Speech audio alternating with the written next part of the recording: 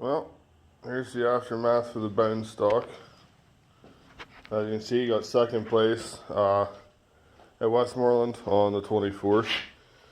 I did take this tractor to Listy, but that Tecumseh that I bitched about in the video actually did not run. Had some carb issues or fuel issues, or it could even be the coil, I don't know, and don't really care.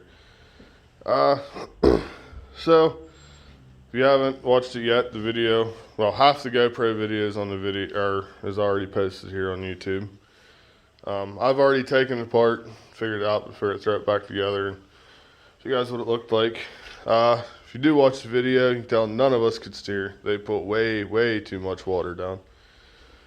But for the most part, everything from the front axle back is perfectly fine.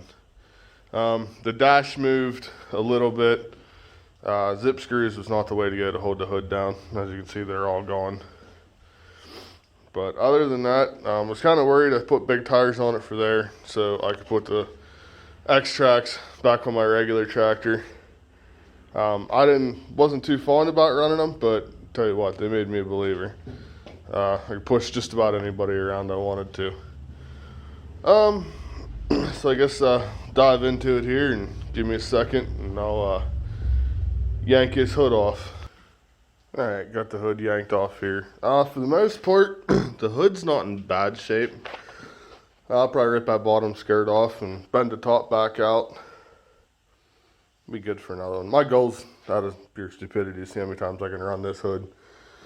As you can see, she started to curve, bend around the cage. That's not a big deal. For the most part, there's no major holes. It's really fairly straight down the side still. But coming over here, what took this thing out ultimately was, like I said, the only thing we can do in the front of these is rebar. So the rebar got pushed into the valve pan, and that bent the valve pan into the valves, and that shut her down. I'm really amazed for these things having no pulley swaps, how far in this frame really did go. Said all I really did up front here is I flipped these hood latches to get the hood lower, a little bit lower. That kind of helped, I guess, on one side, but this side here is not too bad. Still straight, the axle's still straight, all the steering's still straight. It's not popping in the box yet, which blows my mind. This side here, as you can tell, is crammed into about 2 inches left. The all thread down there is pretty much touching the frame.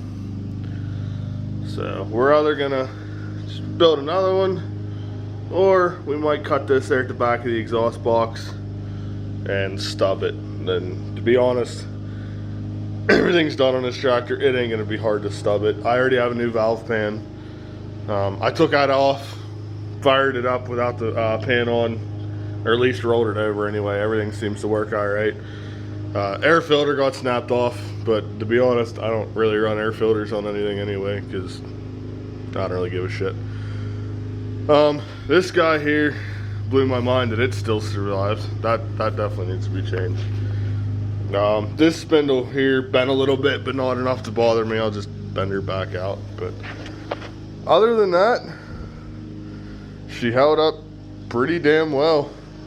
Said it still runs, belt works. Didn't have any problems with slippage. This tire was flat when I started, so probably run them flat again next time. Just recap on the big tractor. Never really showed this one on here. Something broke in the rear end. Haven't taken it apart to figure it out yet.